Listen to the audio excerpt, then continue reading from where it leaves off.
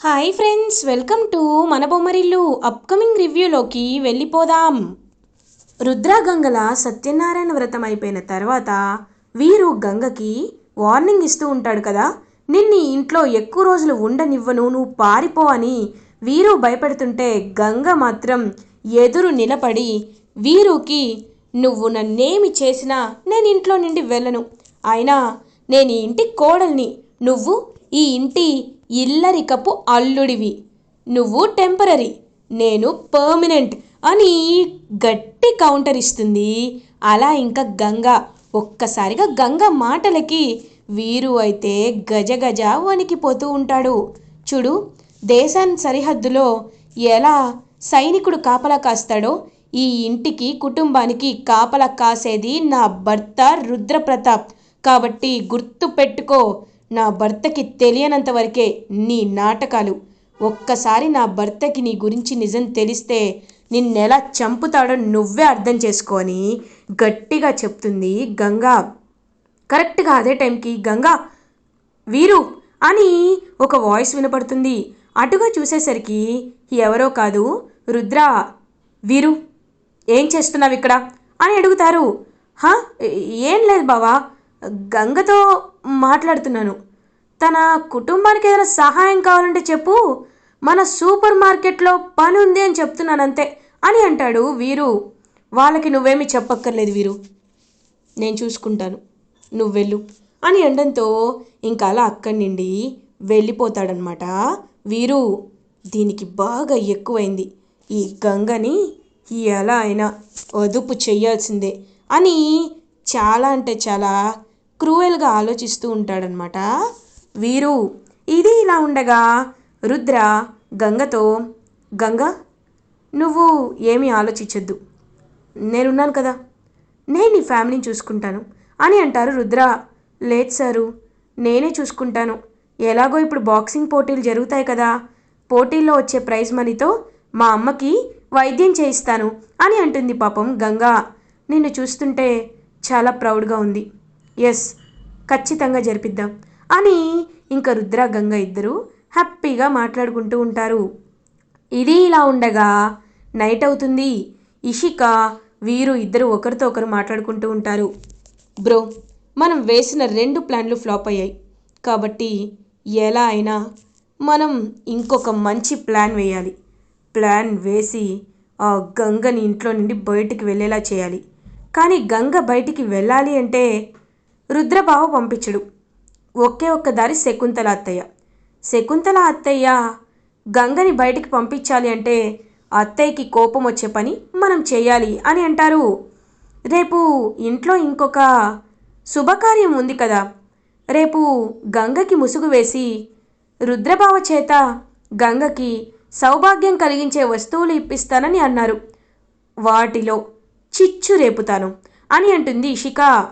Yes ఇషి, నువ్వు చేయగలవు, ఎందుకంటే నా హోప్స్ అన్నీ నీపైనే అని అంటాడు వీరు. ఇది ఇలా ఉండగా మార్నింగ్ అవుతుంది. గంగ నిద్రలేచి రెడీ అవుతుంటే అప్పుడే గంగ దగ్గరికి ప్రమీల, ప్రీతి, స్నేహ అందరూ వచ్చేస్తారు. గంగ, ఏంటి ఈ శారీ కట్టుకున్నావు, ఇదిగో నువ్వు ఈ శారీ కట్టుకోవాలి అని చెప్పి గంగకి పట్టు చీరనిచ్చి అందరూ గంగకి నగలు పెడుతూ రెడీ చేస్తూ ఉంటారు. ఆగండి, ఎందుకు ఇలా నన్ను రెడీ చేస్తున్నారు అని అడుగుతుంది గంగా. ఇవాళ మన ఇంటి ఆచారం ఒకటి పాటించాలి గంగా అని అంటుంది ప్రమీల. ఆచారమా, ఏంటది అని అడుగుతుంది. ఏం లేదు గంగా, నువ్వు నువ్వు రుద్రబావ ఇద్దరు భార్యాభర్తలు కదా, ఇప్పుడు నీకు మేము చక్కగా రెడీ చేసి ముసుగు వేస్తాం. నువ్వు ఇవాళంతా రుద్రబావ మొహం చూడకూడదు, మీ భర్త మొహం చూడకుండా నువ్వు ముసుగు వేసుకొనే ఉండాలి. నిన్ను రుద్రగారిని పక్కపక్కన కూర్చోపెట్టి నీ భర్త చేత్తో నీకు సౌభాగ్యం కలిగించే వస్తువులు, నీకు నచ్చిన వస్తువులు గిఫ్ట్గా ఇస్తారు. ఎప్పటికీ నీ చెయ్యి వదిలిపెట్టి వెళ్ళను అని మాటిస్తారు. అదే జరుగుతుంది అని అంటారు. హో అవునా అని పాపం గంగ మురిసిపోతూ ఉంటుంది. అలా ఇంకా గంగకి ముసుగు వేసి కిందకి తీసుకువస్తారు ఫ్యామిలీ మెంబర్స్ అందరూ. సో ఇంకా గంగను చూస్తూ చాలా హ్యాపీగా ఫీల్ అవుతారనమాట విజయేంద్ర ప్రతాప్. గంగా రామ్మ, ఇలా కూర్చో, రుద్రా రుద్రా అని పిలుస్తారు. రుద్ర కూడా కిందకి వస్తాడు. ఇంకా అలా రుద్ర చేత్తో తాంబూలం ఇంకా తనకి నచ్చిన వస్తువులన్నిటినీ రుద్ర ప్లేట్లో తీసుకుంటాడు. తాంబూలం తీసుకొని, గంగా, నువ్వు నా భార్యవి, భర్తగా నా బాధ్యత ఒకటే. నీ కళ్ళల్లో కన్నీళ్లు పెట్టుకోకుండా, నీ కళ్ళల్లో కన్నీళ్లు రాకుండా నిన్ను ప్రాణానికి ప్రాణంగా చూసుకుంటాను. నీ లక్ష్యం వైపు నువ్వు అడుగులు వేసేలా నేను నిన్ను సంసిద్ధం చేస్తాను. ఎప్పటికీ నీకు తోడుగా ఉంటాను అని మాటిస్తున్నాను అని ఇంక రుద్ర అయితే తన చేత్తో తాంబూలాన్ని గంగ ఒడిలో పెడతాడు. గంగ చాలా హ్యాపీగా ఫీల్ అవుతుంది. ఆగండి అని అంటుంది శకుంతల. ఇంక వెంటనే గంగా రుద్ర ఇద్దరు ఆగుతారు. అలా ఇంకా ఆ తాంబూలానికి ఉన్న క్లాత్ తీసి చూడగానే అందులో క్రిస్టల్ క్లియర్గా ఒక బాక్సింగ్ గ్లౌజ్ అనేది కనబడుతుంది. ఒక్కసారిగా గ్లౌజ్ని చూసి షాక్ అయిపోతుంది శకుంతల. కోపంగా శకుంతల ఆ గ్లౌజ్ వైపు చూస్తూ ఉంటుంది. ఎలాగో బాక్సింగ్ అనేది శకుంతల అత్తయ్యకి ఇష్టం ఉండదు కాబట్టి ఇప్పుడు ఖచ్చితంగా రుద్రభవని గంగని తిడుతుంది, అసహించుకుంటుంది అని ఎంతో హ్యాపీగా ఫీల్ అవుతారనమాట. ఇంకా వీళ్ళిద్దరూ అయితే వెంటనే అలా శకుంతల, చూసారా చూసారా, తనకి ఇష్టమైనవంటే బాక్సింగ్ గ్లౌజ్ ఇచ్చాడు అంటే ఇప్పుడు తన్ని ఛాంపియన్ చేస్తాడా అని అంటుంది. అవును, చేస్తే అందులో తప్పేముంది, అయినా ఛాంపియన్ అవ్వడంలో తప్పేముంది. ఏ ఎప్పటి నిండో నువ్వు పారుకిచ్చి పెళ్లి చేయాలనుకుంటున్నావు కదా శకుంతల, మరి పారు నీ ఇంటి కోడలిగా వస్తే రుద్ర ఇలాగే తనకి బాక్సింగ్ గ్లౌజ్ని ఇస్తే నువ్వు ఆపేదానివా? అయినా పారుపై నీకు ప్రత్యేకమైన ఇంట్రెస్ట్ ఉంది కదా, మరి పారు నీకులాగా సాంప్రదాయాలు తెలిసిన అమ్మాయా? పారుకి ఎప్పుడు ఎలా మాట్లాడాలో తెలుసా? పారు కూడా బాక్సింగ్ ఛాంపియనే కదా, మరి పారుని ఎంతలానో సపోర్ట్ చేస్తున్న నువ్వు గంగ విషయంలో ఎందుకింత ముభావంగా ఉంటున్నావు? అంటే పారు బాక్సింగ్ ఆడడం కరెక్టు, గంగ బాక్సింగ్ ఆడడం తప్ప అని అంటారు విజయేంద్ర. ఒక్కసారిగా ఇంకా శకుంతలకి ఏం చెప్పాలో అర్థం కాదు. చూడండి, ఏదో చెప్పి మీరు నా నోరు మూయించాలి అనుకుంటారు, కానీ ఒకటి మాత్రం నిజం, ఈ ఈ గంగ బాక్సింగ్ ఆడడాన్ని నేను నేను ఒప్పుకోను. తను బాక్సింగ్ నేర్చుకోకూడదు అని అంటుంది శకుంతల.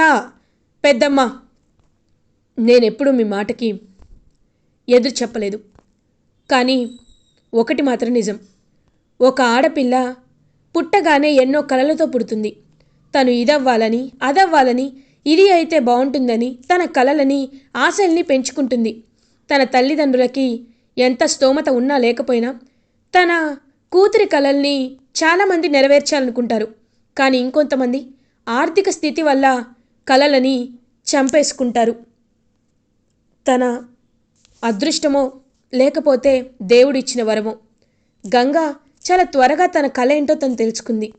కాబట్టి ఇప్పుడు మనం దానిని సపోర్ట్ చేయాలి, కానీ తనని బాధ పెట్టే మాటలు మాట్లాడకూడదు. తన కళని ఆపడానికి మనకి ఎలాంటి హక్కు లేదు పెద్దమ్మ. ఈ విషయంలో నేను మీ మాట వినట్లేదని మీరేమీ అనుకోవద్దు, నన్ను క్షమించండి. గంగ నేషనల్ లెవెల్ ఛాంపియన్ అవుతుంది అని గట్టిగా చెప్తాడు రుద్ర. ఒక్కసారిగా షాక్ అయిపోతుంది అలా ఇంకా శకుంతల. అవును, నా మాటకి ఎక్కడ విలువ ఉంటుంది? మీ మాటలంటేనే మీకు ఇష్టం, కాబట్టి మీ మాటలే మీరు నెరవేర్చుకోండి, ఎవ్వరి గురించి మీకు అక్కర్లేదు అని చెప్పి ఇంకా అలా చూస్తూ ఉంటుందన్నమాట. వెంటనే శకుంతల ఇంకా శకుంతల మాటల్ని ఏం పట్టించుకోవద్దని చెప్తారు విజయేంద్ర. చూడమ్మా గంగ, నువ్వు మీ అత్తయ్య మాటలే ఏమీ పట్టించుకోవద్దు, ఎందుకంటే మీ అత్తయ్యకి ఇలా ఏదో ఒకటి మాట్లాడడం అలవాటే. ఆవిడ మాటలు పట్టించుకుంటే ఇంకా మనం ఎప్పటికీ ముందుకు వెళ్ళలేం. కాబట్టి నేను చెప్పినట్టు, అదిగో రుద్ర చెప్పినట్టు నువ్వు హ్యాపీగా బాక్సింగ్ ప్రాక్టీస్పై కాన్సన్ట్రేట్ చేయాలి, అర్థమైందా అని అంటారు. అలాగే పెద్దోరు అని పాపం గంగ లోపలికి వెళ్ళిపోతుంది. ఇది ఇలా ఉండగా రుద్ర గంగ దగ్గరికి వస్తారు. గంగ, నువ్వు భోజనం చేసావా అని అడుగుతారు. తినాలనే ఉంది, కానీ ముసుగుతో తినడం చాలా కష్టంగా ఉంది సార్ అని అంటుంది. సరే, ఈ రోజుకి ఇది తప్పదులే కానీ నీకోసం నేను ఒక పెద్ద బేషన్ తీసుకొస్తాను అని అంటారు. సారు ఎక్కడికి వెళ్తున్నారు? ఏమీ అక్కర్లేదు, ఇవాళ ఉపవాసం ఉండాలంట, అందుకే నా ఆకలిని చంపుకొని ఉపవాసంగా ఉంటాను అని అంటుంది. ఏంటి ఉపవాసమా? బాక్సింగ్ ప్రాక్టీస్కి బయలుదేరాలనుకున్నానే, ఉపవాసం ఉంటావా అని అడుగుతారు. అవును సార్, ఇవాళ ఉపవాసం ఉంటే మంచిది అని అన్నారు, అందుకే ఉపవాసం ఉండాలి కదా అని అంటుంది. సరే అయితే నేను కూడా ఉపవాసం ఉంటాను అని అంటారు రుద్ర. అదేంటి సార్, మీరెందుకు ఉపవాసం ఉంటారు? ఇలాంటివన్నీ ఆడవాళ్ళకే ఉంటాయి కానీ మగవాళ్ళకేమీ ఉండవు, మీరు భోజనం చేయండి సార్ అని అంటుంది పాపం గంగా. లేదు గంగా, ఎప్పుడైనా భార్యాభర్తలు అంటే ఇద్దరు సమానమే కదా, అలాంటప్పుడు నువ్వు ఉపవాసం ఉంటే నేను భోజనం చేస్తే నాకు అది కరెక్ట్గా అనిపించదు, నువ్వు ఉపవాసం ఉంటావు కాబట్టి నేను కూడా ఉపవాసం ఉంటాను అని అంటారు రుద్ర. ఒక్కసారిగా గంగ రుద్ర వైపు పాపం ప్రేమగా లైక్ ఆ ముసుగులో ఉండే చూస్తూ ఉంటుంది. ఇంకా రుద్ర పాపం అలా కూర్చుంటారు. లేదు సార్, నాకు ఇష్టం లేదు అని అన్నా సరే గంగా, ఇది నా ఇష్టం కాబట్టి నా ఇష్టాన్ని నువ్వు కాదనకూడదు అని ఇంకా పాపం అలా రుద్ర కూడా భోజనం చేయకుండా అక్కడి నుండి వెళ్ళిపోతాడు.